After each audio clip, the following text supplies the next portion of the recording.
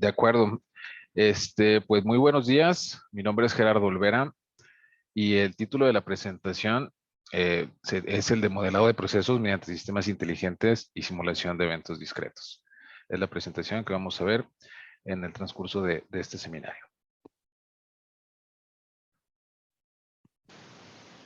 El contenido de esta presentación comienza con el tema de modelado. Vamos a pasar a modelado de procesos mediante sistemas inteligentes y por último el modelado de procesos mediante simulación de eventos discretos. Comenzando con el modelado, podemos hacernos alguna pregunta que es, ¿qué es un modelo de un proceso? Nosotros conocemos como modelo de un proceso que es la representación de un entorno a una escala diferente y que generalmente lo podemos controlar. Algunos ejemplos de estos modelos pueden ser los modelos matemáticos que pueden representar un estado físico o químico. También tenemos los modelos de dibujo mecánico que pueden representar una pieza física. Tenemos los modelos de simulación de eventos discretos que nos pueden hacer la representación de algún proceso. Y también tenemos los modelos con sistemas inteligentes que se basan en imitar el comportamiento humano para modelar algún tipo de proceso o entorno. Cabe mencionar que hay alguna gran cantidad también de otros modelos, pero estos son, digamos que los más importantes. Algunas preguntas de interés cuando hablamos de modelado pueden ser cuál o cuáles parámetros del proceso son importantes o tienen efectos significativos en las características de calidad. También qué niveles de los parámetros son adecuados para una característica de calidad deseada y qué medidas se pueden tomar para mejorar el proceso. Los modelos generalmente se han estado realizando con herramientas clásicas como la regresión lineal y no lineal. Esta sí nos puede ayudar a analizar nos puede ayudar a analizar eh, el modelo para poder resolver las preguntas de interés. También nos puede entregar unos intervalos de confianza y nos puede ayudar a la predicción de nuevas observaciones. Pero en estudios recientes en la bibliografía se ha estado notando que estas herramientas clásicas están quedándose un poco cortas debido a que los procesos cada vez tienen más variabilidad e incertidumbre, entonces tienen un comportamiento cada vez menos lineal. Y se ha estado viendo a raíz de esto los modelos mediante sistemas inteligentes, como pueden ser las redes neuronales artificiales o los sistemas de lógica difusa. También se ha estado hablando de los simuladores de eventos discretos. Entonces, hablando del modelado de procesos mediante sistemas inteligentes, podemos preguntarnos, ¿qué son los sistemas inteligentes? Pues un sistema inteligente o los sistemas de inteligencia artificial o sistemas inteligentes imitan el funcionamiento del cerebro humano. Dos sistemas inteligentes pueden ser el de lógica difusa, que modela muy bien la incertidumbre y la imprecisión, y los sistemas de redes neuronales, que modelan el análisis humano para la toma de decisiones. También, ¿cómo se crean estos modelos? Básicamente se parte de una base de datos que se puede obtener mediante algún diseño experimental y un muestreo, que posteriormente pasa al modelo para así vaciar esa información y entrenar este modelo y de esa forma poder representar nuestro proceso, nuestro evento.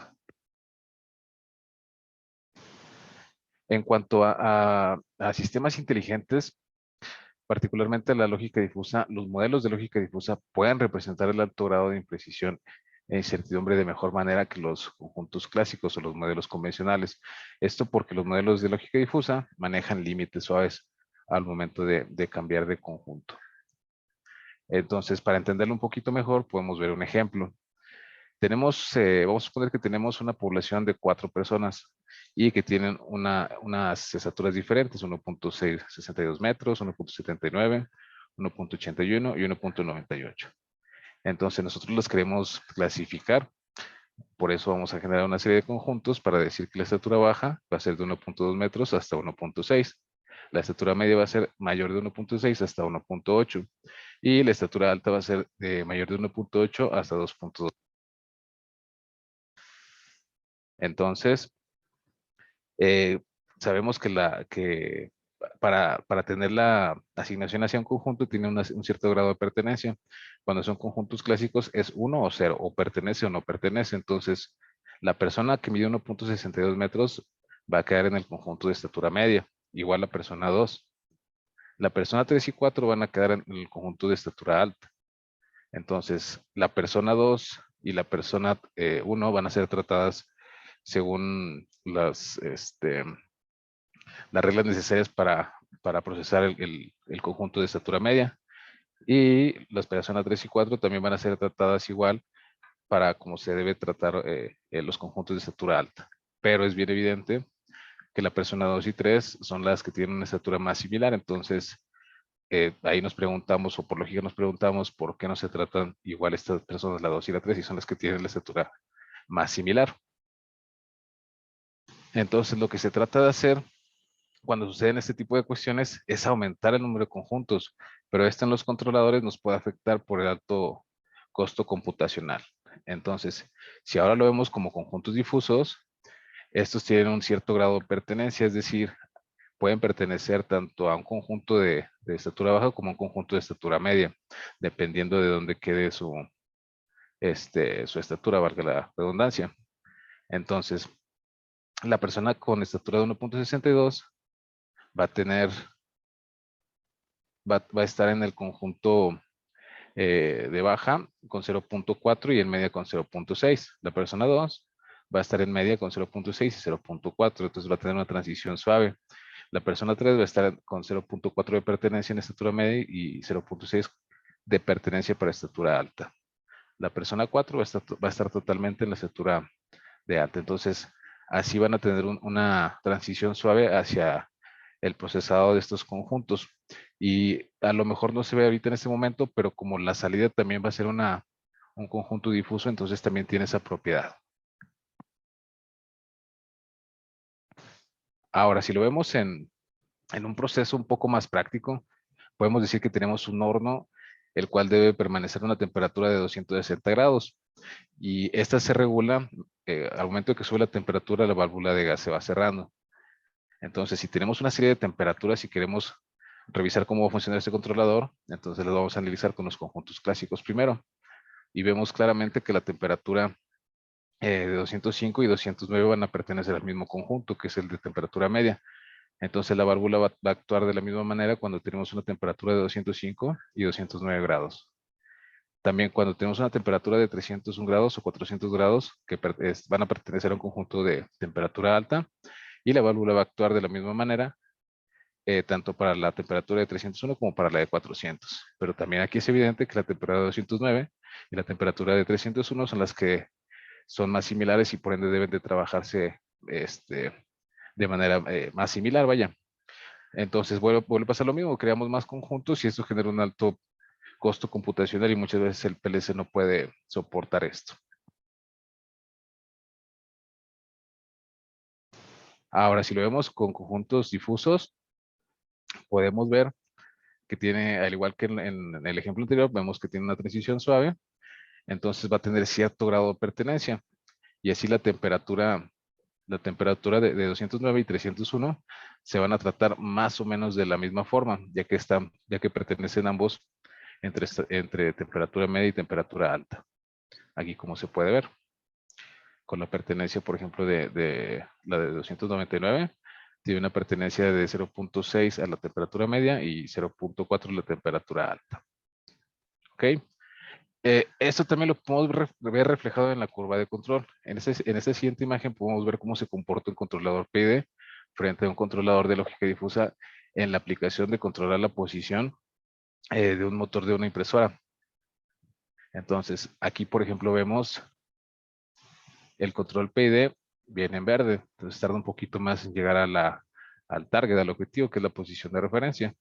El control difuso tarda un poquito menos y llega con más suavidad. Esto se ve ese tipo de gráficas son muy comunes al comparar el controlador PID contra controladores de FUSI, ya que como se puede explicar, suaviza en gran medida la transición entre conjuntos.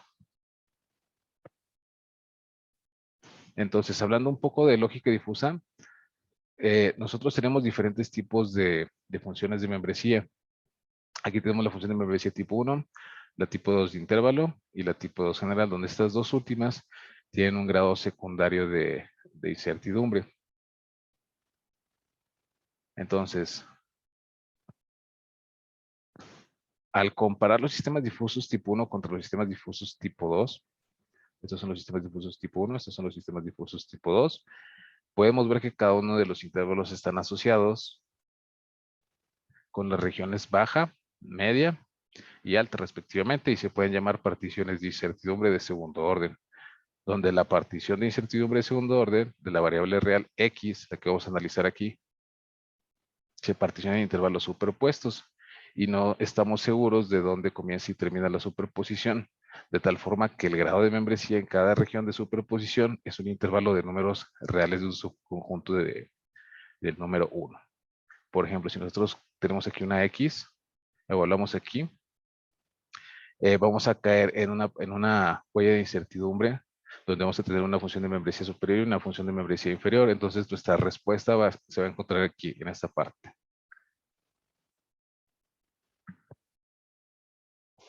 En cuanto a los sistemas de lógica difusa, nosotros los podemos componer de la siguiente manera. Comienzan con la fusificación, que es donde entran los valores nítidos y se transforman en conjuntos difusos. Estos conjuntos difusos se trabajan con un motor de inferencia que generalmente puede ser el de Mandani o el de Sugeno y está basado en reglas. Después de que se hace toda la inferencia, pasa a la parte de fusificación, donde se transforma el conjunto difuso a un conjunto nítido o a un valor nítido, perdón, que ya es la variable de salida. En cuanto a los conjuntos de lógica difusa tipo 2, se le agrega la reducción de tipo, ya que en la fusificación y el motor de inferencia trabaja con conjuntos difusos tipo 2, entonces se reduce a conjuntos de difusos tipo 1 para pasar a la de fusificación y así ya un valor nítido. Las reglas, esta es de las partes más importantes de los sistemas de lógica difusa. Aquí tenemos un ejemplo, si X es A1 y Y es B1, entonces Z es C1. Esto lo podemos poner como ejemplo con lo de la temperatura y agregando una variable. Podemos decir, si la temperatura es baja y la producción es alta, entonces potencia de quemador es medio. Si esta regla la representamos gráficamente en el funcionamiento de los sistemas de lógica difusa, podemos ver lo siguiente. Esta sería la regla 1, la que tenemos aquí. La de abajo ya correspondería a otra regla.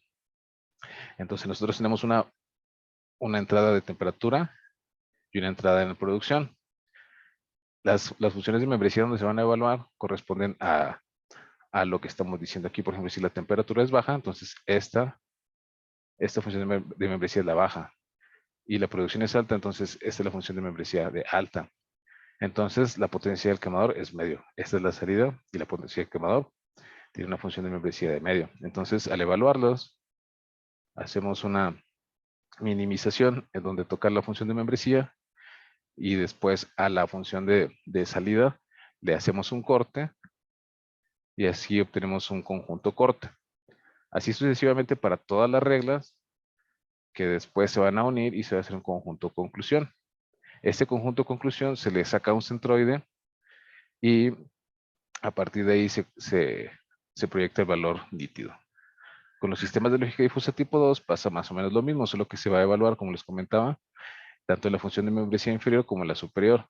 Y a partir de aquí se hace la minimización, se va a la función de membresía de salida, se hace el corte, y así sucesivamente para cada regla. Esta sería una regla, la regla 1 por así decirlo, esta sería la regla 2.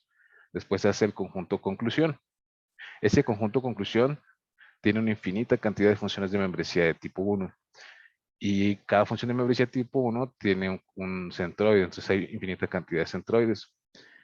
Y para poderlos calcular se tienen estas dos ecuaciones para calcular estos centroides, donde los puntos L y R son los puntos de conmutación que se calculan con los diferentes métodos de reducción de tipo. Después de que se calculan esos centroides, se hace un promedio y así se obtiene el valor nítido, que ya sería el valor de salida básicamente. Ahora, vamos a hablar un poco de la lógica difusa más los algoritmos genéticos. Entonces, antes, para entender un poquito más, vamos a ver qué son los algoritmos genéticos. Estos forman parte de los modelos que nos pueden apoyar en la búsqueda y optimización de todos los conceptos, de los parámetros de nuestro proceso, de nuestro modelo. y se basa en los conceptos de evolución y la selección natural.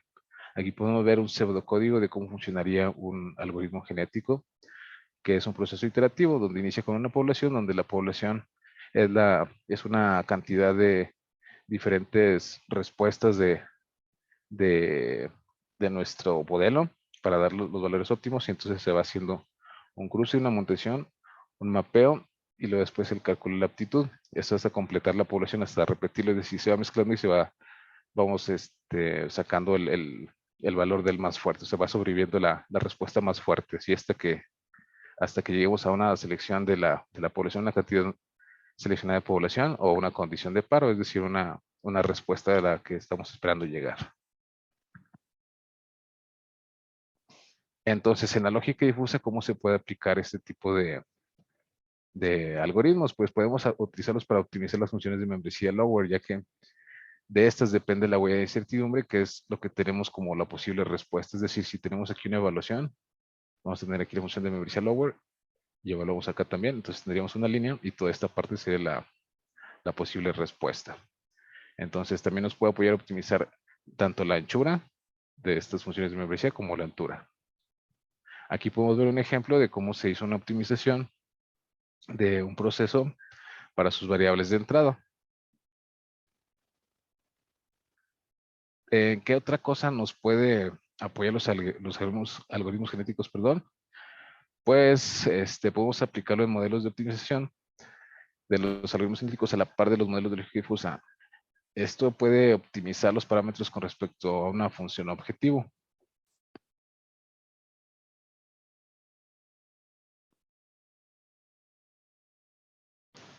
Ahora, la metodología para hacer un modelo de sistemas inteligentes es la siguiente. Vamos a comenzar con un análisis del proceso, después un análisis del modelo y una validación, donde el análisis del proceso podemos hacer un mapeo y caracterización del mismo, después recolectar alguna información y así plantear un diseño de experimentos para realizarlo y obtener los parámetros de entrada.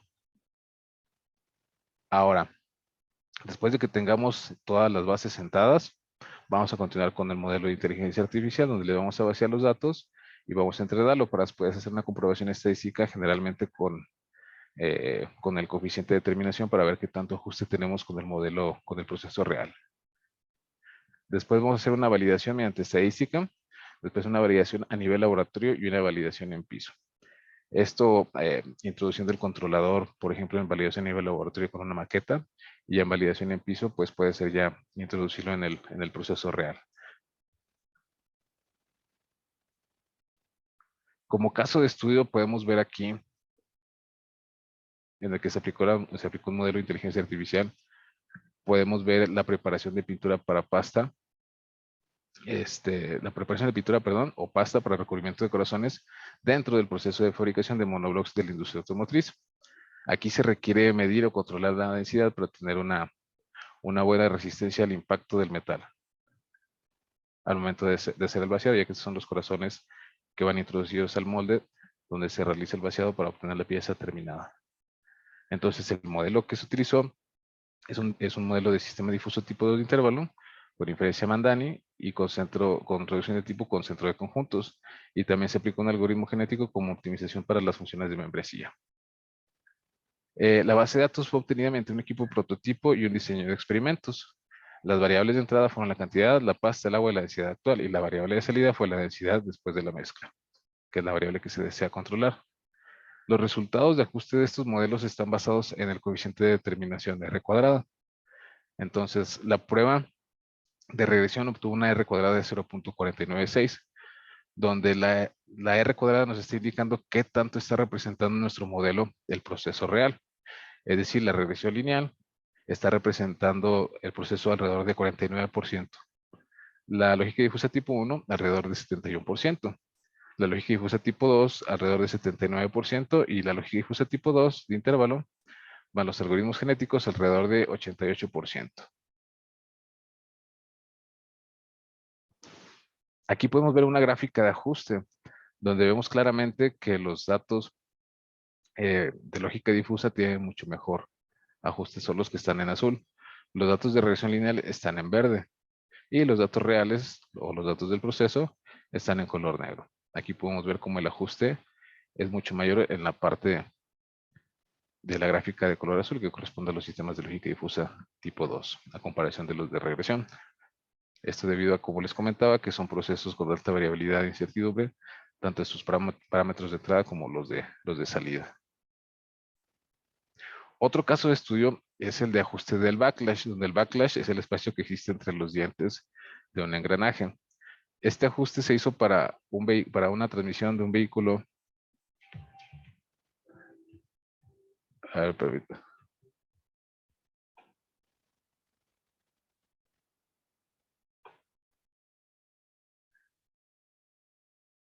Una disculpa, ya se va a proyectar.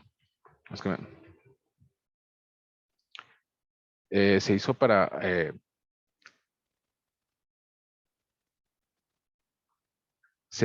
el ajuste del backlash, que es el espacio que tenemos aquí entre los dientes de los engranes, y se realizó en la transmisión de un vehículo híbrido de última generación. El modelo que se utilizó fue muy similar al modelo del proyecto pasado, es decir, es un sistema difuso tipo 2 de intervalo con motor de diferencia Mandani, con reductor de tipo de centro de conjuntos y un algoritmo genético para poder optimizar las variables de las funciones de membresía lower. La base de datos fue obtenida por medio del personal responsable del proceso. Las variables de entrada van a ser 8 y las variables de salida son 2, donde son el backlash y el rango, bueno, el promedio del backlash y el rango. Vemos aquí otra vez con la R cuadrada cómo se comportan los modelos para ver cómo se refleja o cómo está ajustando el modelo del proceso real. Y notamos que en regresión tenemos un 0.24 de R cuadrada para el backlash promedio y para el rango de 0.2. Para los sistemas de lógica difusa tipo de intervalo más los algoritmos genéticos tenemos 0.8, tanto para backlash promedio como para rango. Es decir, nuestro modelo de lógica difusa tipo 2 está representando mucho mejor o está representando al menos hasta el 88% de nuestro proceso real, lo que está sucediendo en el proceso real. Aquí podemos ver las gráficas de ajuste. Para el backlash promedio, vemos cómo se ajusta muy bien a los datos reales. Y aquí para el rango, vemos la gráfica de ajuste también. Ahora vamos a hablar un poquito del modelado de procesos mediante simulación de eventos discretos, que también es parte fundamental de la representación de los procesos como tal. Entonces, ¿qué es una simulación de eventos discretos? Citando textualmente, podemos decir que la simulación de eventos discretos es una herramienta de análisis que puede aplicar rápidamente, se puede aplicar rápidamente en el ambiente del área productiva. Esto para apoyar la toma de decisiones relacionadas con la planeación de la producción, los inventarios, el diseño de los sistemas de producción y las cadenas de suministro. Entonces, el concepto de sistema de eventos discretos tiene por finalidad identificar sistemas en los que los eventos cambian del estado del mismo ocurren en instantes espaciados de tiempo, perdón. Es decir, los eventos discretos son una acción que ocurre solo una vez en el tiempo, por lo que se vuelve única en el sistema y lo puede cambiar, a diferencia de un evento continuo, que es una acción constante del sistema y que está en función del tiempo. Por ejemplo, aquí tenemos dos sistemas de eventos discretos, que puede ser el inventario o los sistemas de cola. Y también tenemos unos ejemplos de eventos continuos, donde la posición de un vehículo puede ser uno y la vibración de una partícula también, ya que dependen del tiempo, es decir, la vibración mecánica se calcula básicamente con una función con respecto del tiempo. Y ahora, ¿para qué puede servir una simulación de eventos discretos? Nos puede apoyar muy bien para asegurar la inversión de procesos futuros y actuales. Nosotros al hacer la simulación podemos ver qué es lo que está pasando o qué es lo que está ocurriendo en nuestro proceso antes de tener que implementarlo y así evitar esos gastos de tener que ajustarlo ya cuando la maquinaria está instalada, que suele ser muy, muy costoso. También podemos ver una representación gráfica de la planta para poder medir los espacios y ver las distancias de traslado. También podemos hacer la simulación de procesos productivos, donde podemos ver áreas de oportunidad, cuellos de botella, ocupaciones, bloqueos, inactividad, traslados. También nos puede entregar información, esto es muy importante, también nos puede entregar información de eventos no visibles mediante otros métodos. Generalmente nosotros cuando hacemos alguna planeación de un proceso, lo hacemos digamos, en estático, o sea, lo plasmamos en un Excel o en un PowerPoint y no hacemos que interactúe con respecto a los eventos y el tiempo. Entonces no podemos ver muchas veces algunas cosas que se derivan de esa relación.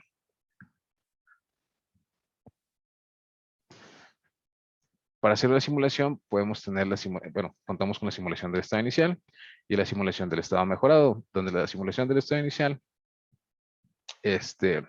podemos obtener los resultados de la simulación, que pueden ser las utilizaciones, bloqueos, fallas, entre algunos otros. También podemos obtener un video para poder ver así virtualmente cómo va a estar distribuida la planta. También a partir de ahí podemos sacar sugerencias de optimización que después vamos a revisar en el proceso para ver si se pueden aplicar o cómo hacerlo para volver a ingresar la información y así continuar con la simulación del estado mejorado. Entonces, con esa base de los resultados de la simulación inicial, comenzamos, después hacemos igual una revisión en tercera dimensión mediante un video, o también puede ser de manera virtual dentro del simulador, y hacer un resumen comparativo. Después aplicamos las mejoras y previsión de futuras inversiones. La metodología para realizar las simulaciones de eventos discretos en el estado inicial, comenzamos con la recopilación de información, como les comentaba, que son los tiempos y movimientos, pueden ser también las fallas como LMTF, LMTTR, también las restricciones lógicas como la secuencia de ensamble, qué pieza va primero, qué pieza va después, y también la recopilación de archivos CAD. Vamos a solicitar las piezas formato CAD para poderlas introducir en el modelo y que se vea de manera más realista en cuanto a la dimensionalidad. Después, con toda esta información, básicamente los tiempos, las fallas y las restricciones lógicas se utilizan para crear una línea base de la simulación. Después de que comenzamos con la simulación, podemos ver que ahí es donde podemos ver si se requieren más elementos como máquinas CAD para poderlos dibujar. Y después así hacer la maqueta en tercera dimensión, dependiendo de los archivos que nos hayan pasado y los archivos que tengamos que generar. Ya que tengamos la maqueta en tercera dimensión, la vamos a vaciar en el simulador, donde ya se va a hacer la programación de los eventos discretos y vamos a estar revisando los tiempos y movimientos también. Después de esto, obtenemos una serie de resultados que nos van a servir para la simulación del estado mejorado y las propuestas. En el estado mejorado, igual comenzamos con la recopilación de información, donde los resultados de la simulación anterior son los más importantes, también las sugerencias de optimización y lo que se pudo revisar que se puede aplicar. O sea, no es como que le reduces el tiempo a esta máquina y ya quedó, sino que se debe revisar en el proceso cuánto se puede disminuir el tiempo dependiendo de la capacidad y de las necesidades del proceso. Entonces así creamos una línea base de simulación y hacemos la modificación de las geometrías en la maqueta dependiendo si se requieren o no. Ya con las geometrías las volvemos a vaciar en el simulador y continuamos con el análisis. Después de esto obtenemos las sugerencias de optimización y podemos hacer así un proceso iterativo hasta que lleguemos a nuestra condición ideal. Aquí podemos ver unos ejemplos de los resultados que nos puede entregar el simulador. Por ejemplo, aquí con los operadores podemos ver que nos puede entregar la desocupación, la ocupación mientras se está procesando algo, la ocupación mientras va viajando con alguna pieza hacia algún lugar, la ocupación mientras va viajando hacia una pieza o hacia un proceso, y el bloqueo mientras se está esperando. Por ejemplo, el bloqueo puede ser que ya terminó su actividad, ya uno recibe la pieza del proceso anterior, entonces está bloqueado porque no puede trabajar. También podemos ver las distancias que puede recorrer, ya sea en hora, minutos, segundos, según cómo se pueda requerir. Las máquinas nos pueden entregar esta información.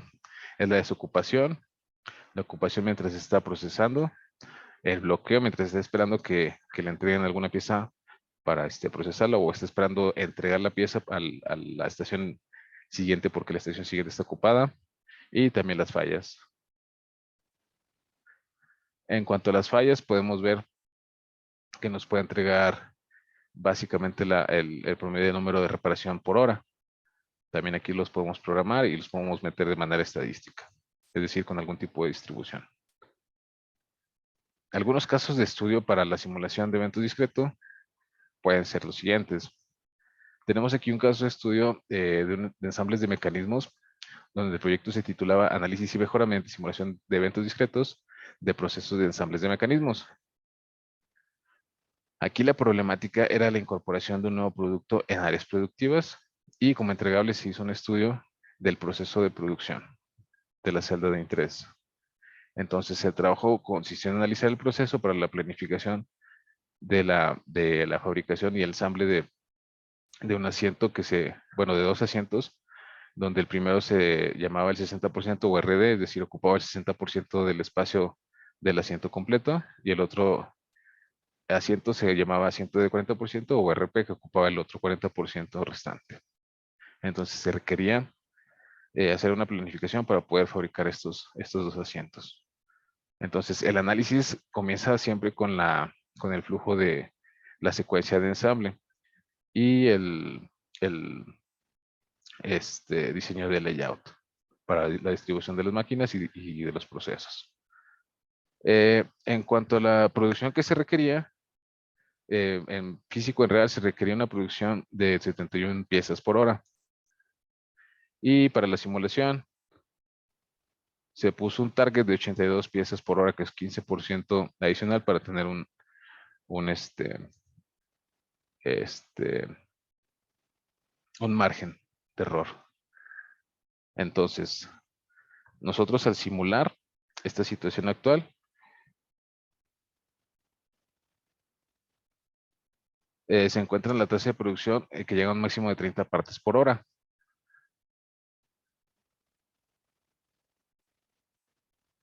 Listo, perdón, es que estaba aquí con la presentación. Listo. Entonces, al simular esto, al simular esta primera opción, se tenía que solo se podía procesar 30 partes por hora. Entonces, al hacer esa simulación, se notó que había una serie de cuellos de botella en algunas máquinas. Entonces, se hizo alguna redistribución del stock para que les quedaran las piezas más cercanas. Después de eso, se hizo la reubicación de un operador, perdón, la reubicación de algunas piezas eh, para así aumentar la producción a 46 piezas por hora. Y por último se reubicaron unas piezas de estas dos máquinas hacia estas otras dos máquinas para así obtener hasta 60 piezas por hora. Después de eso se notó que había un área de oportunidad en estos robots, ya que no tenían la capacidad de, este, de procesar las piezas en el tiempo requerido. Entonces se hizo un estudio para poder transferir esas piezas a estas máquinas que son procesadores anteriores. Después de eso se analizaron los cordones de soldadura y se calculó para que los robots anteriores pudieran cumplir con el target y así poder hacer la modificación para llegar así a las 82 piezas por hora. Después de eso, al final se obtuvieron las 164 partes por hora, es decir, 82 partes en la fila RP y 82 partes en la fila RD. Entonces, como conclusiones podemos decir que los sistemas de eventos discretos pueden modelar adecuadamente este tipo de procesos. También fue posible identificar diferentes áreas de oportunidad, así como reducir los espacios y operaciones de trabajo y liberar como les comentaba, liberar las piezas que estaban bloqueadas mediante los robots para así llegar al target objetivo. Otro caso de estudio es el de la implementación de control de mejora de procesos en el sistema de vaciado.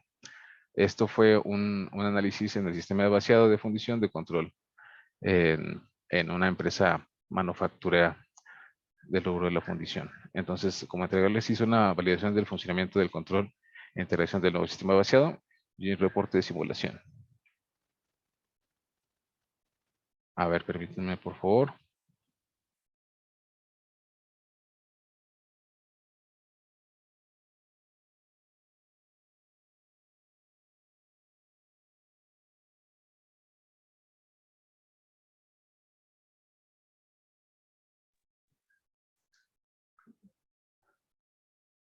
Listo.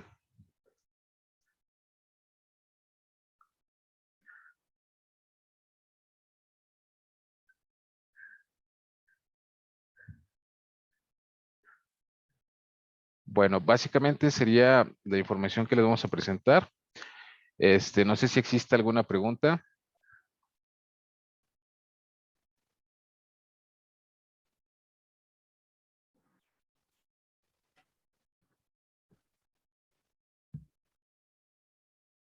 Disculpen, traté de evitar algunos casos de estudio para terminar aquí con el tiempo. Ingeniero, muy buenos días. ¿Qué tal? Muy buenos días. En el caso de lo que habló de simulación de la última de eventos discretos, o sea, ¿se puede aplicar para cualquier proceso?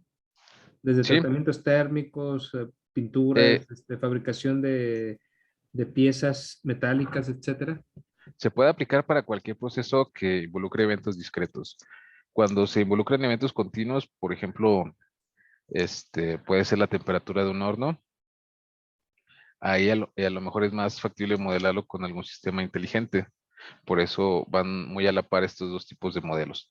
Cuando son eventos discretos, como por ejemplo un evento que ocurre solamente una vez, como el arribo de alguna mercancía, una cierta cantidad de mercancía, ahí sí se puede modelar.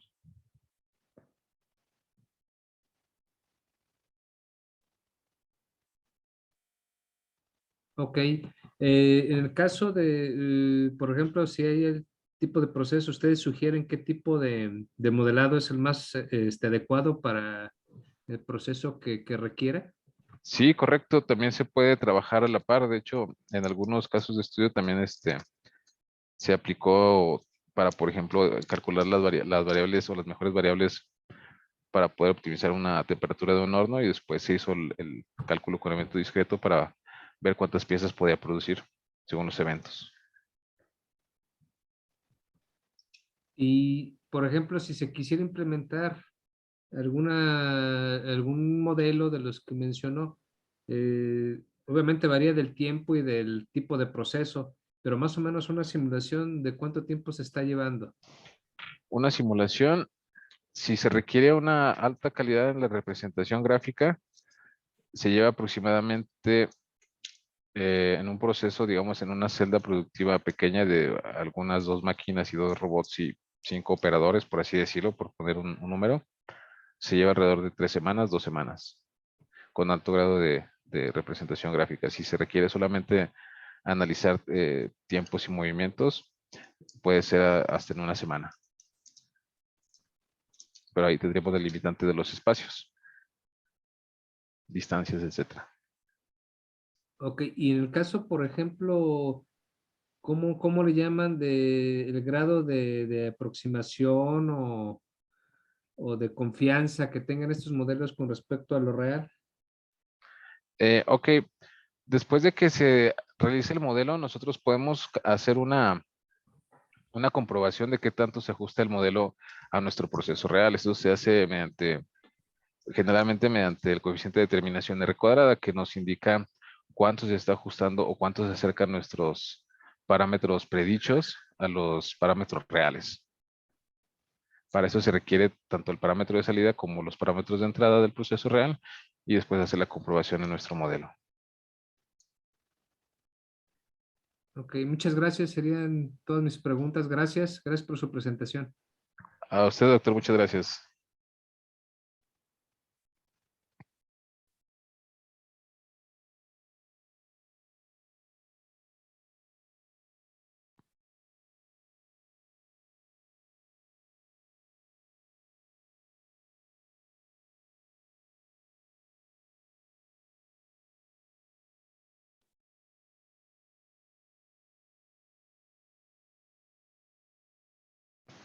No sé si existe alguna pregunta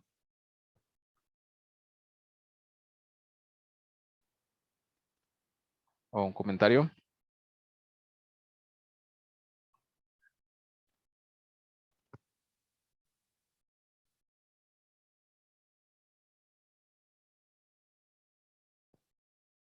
Ok. Bueno, muchísimas gracias por su atención. Aquí concluimos la presentación. Muchas gracias.